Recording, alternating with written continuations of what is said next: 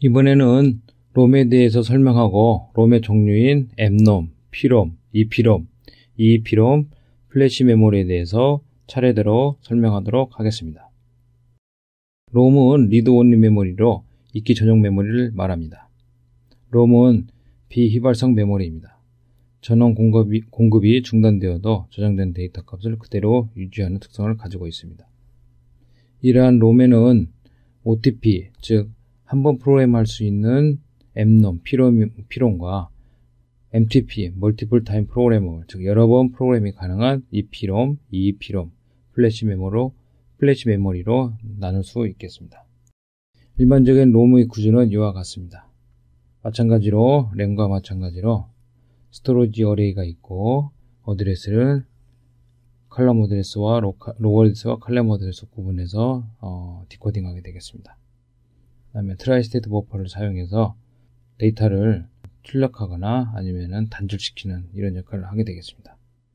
어드레스 마찬가지로 어드레스가 동일하게 있고요. 이 경우에는 칩 셀렉트와 컨트롤 시그널은 아웃풋 이네이블이면 충분합니다.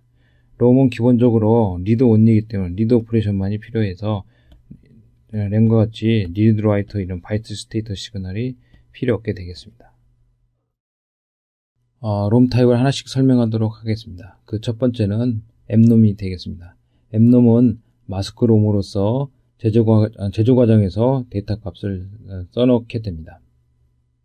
따라서 사용자가 데이터를 변경하는 것이 어렵고요. 불가하고요. 주로 연구 데이터 저장용으로 이 M롬을 사용하게 됩니다.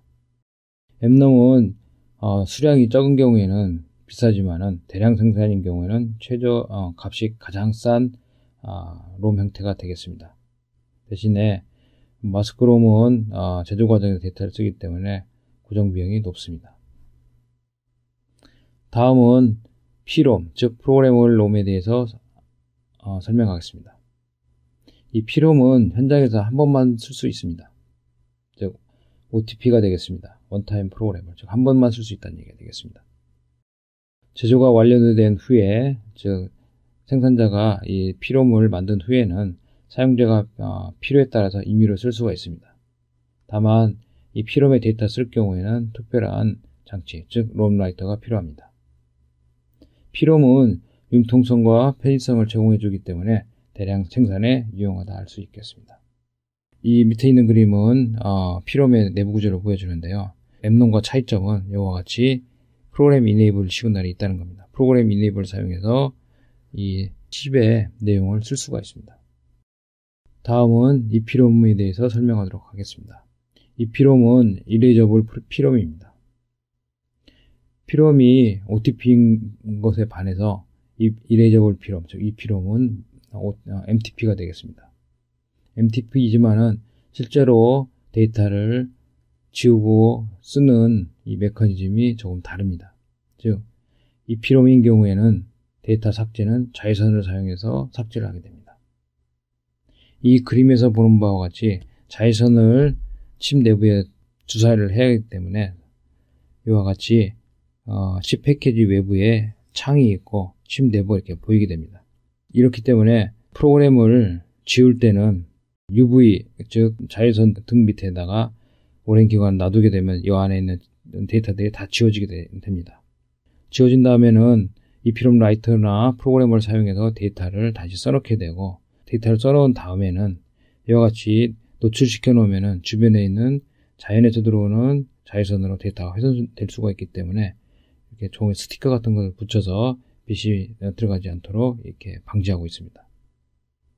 즉, P롬은 데이터 삭제를 자외선으로 하고 데이터 쓰기는 전용 EP롬 라이터나 EP롬 프로그램을 사용해서 데이터를 쓴다.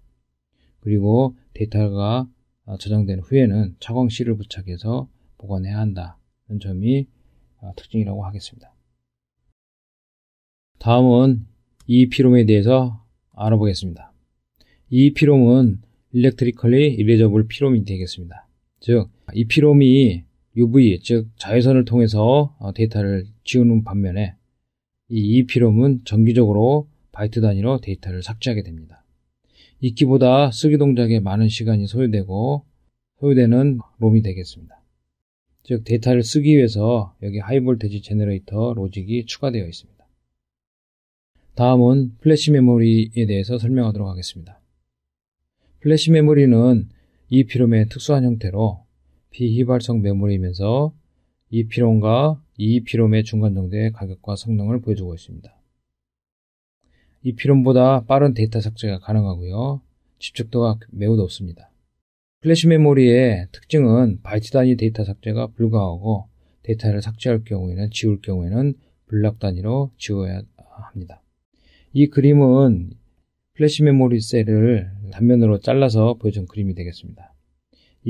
지금 여기에 있는 플로팅 게이트를 빼버리면 일반 로직에서 사용되는 모스펫 트랜지스터 구조이지만은 이와 같이 중간에 플로팅 포인트를 넣어서 데이터를 이곳에 저장하게 됩니다. 플래시 메모리의 단점은 매우 중요한 특징인데요. 일단 첫 번째는 바이트 단위 삭제가 안 되고 블록 단위로 삭제할 수 있다는 겁니다. 두 번째는 매우 중요한 플래시 메모리의 단점이 되겠습니다. 즉 메모리가 마모된다는 겁니다. 웨어링이라고 하는데 일반적으로 메모리는 마모라는 게 없습니다. 다만 이 플래시 메모리인 경우에는 데이터 마모가 실제로 발생합니다. 따라서 삭제한 다음에 쓰는 동작이 무한하지 않고 유한합니다. 따라서 이 마모 속도를 줄이기 위해서 웨어 레벨링이라고 하는 방법을 사용하게 됩니다. 즉 메모리 셀을 균등하게 삭제 쓰기를 함으로써 메모리 전체 수명을 연장하는 방법이 되겠습니다. 두 번째 방법은 오버 프로비저닝이라고 하는데 플래시 메모리에 필요한 작업, 즉 웨어 레벨링이나 게비지 컬렉션, 배드블럭 매니지 같은 것 이런 작업 등에 필요한 예비 공간을 미리 준비해 놓은 것을 갖다가 오버 프로비저닝이라고 합니다. 플래시 메모리에는 두 가지 타입이 있는데 그 첫 번째 타입인 낸드형 플래시에 대해서 알아보겠습니다. 낸드형 플래시는 1987년 도시바에서 발표한 메모리 타입이 되겠습니다. 빠른 삭제와 쓰기가 가능하고요. 작은 칩면적을 사용하기 때문에 집적도가 높습니다. 상대적으로 수명이 길고요. 메모리 액세스는 블럭 단위로 합니다. 랜덤 액세스가 아닌 블럭 단위 액세스를 한다는 점을 주의해야 합니다. 따라서 대용량 저장 장치에 적합한 플래시라고 얘기할 수 있습니다. 기본 구조는 이와 같이 비트라인이 있으면은 워드라인을 통해서 메모리 셀을 선택하게 됩니다. 이 구조가 낸드 게이트의 서킷과 유사하기 때문에 낸드 플래시라고 이름 지어진 것입니다. 두 번째 플래시 메모리 타입은 노어 플래시입니다. 88년에 인텔이 발표한 플래시 메모리 구조입니다. 이 노어 플래시는 블락 액세스가 아닌 이뮤 액세스가 가능합니다. 랜덤 액세스가 가능하다는 얘기가 되겠습니다. 따라서 노어 플래시는 대용량 데이터 저장보다는 프로그램 롬에, 즉 바이트 단위 액세스가 가능한 메모리로 플래시 메모리로 사용하는 데 적합합니다. 구조는 이와 같이 비트라인에 대해서 워드라인이 배열렬로 연결되어 있습니다. 이 구조는 마치 노어 게이트를 구현한 회로와 유사한 형태를 띠고 있기 때문에 노어 게이트라는 이름이 붙여져 있습니다. 낸드와 노어 플래시의 메모리를 비교한 것이 되겠습니다. 용도에 따라서는 낸드는 파일 저장 또는 노어는 코드 익스큐션, 즉 프로그램 저장에 적합하다고 할 수 있습니다.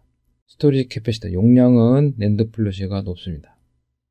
그다음에 비트당 코스트는 낸드가 좋고요. 싸다는 얘기죠. 그 다음에 파워 소비는 마찬가지로 낸드가 훨씬 좋습니다. 대기 상태에서 소비 전력은 노어가 훨씬 좋고요. 그 다음에 라이트 스피드는 낸드, 리드 스피드는 노어가 좋습니다. 따라서 이 특성을 살펴보더라도 낸드는 대용량 데이터 저장에 적합하고 노어는 프로그램 코드 저장에 적합하다고 할 수 있습니다. 플래시 메모리 타입에 따라서 엔듀어런스 레이트, 즉 수명이 결정되게 되는데요. SLC, MLC, TLC 낸드인 경우에 쓰기 가능한 횟수가 이와 같이 다릅니다. TLC인 경우는 1000번 정도 지웠다 쓰는 게 가능합니다. SLC 노어 게이트인 경우도 이와 같이 쓰기 속도가 달라지고 있습니다. 데이터를 낸드와 노어를 비교하면 일반적으로 노어 게이트가 수명이 오래 간다고 볼 수 있습니다.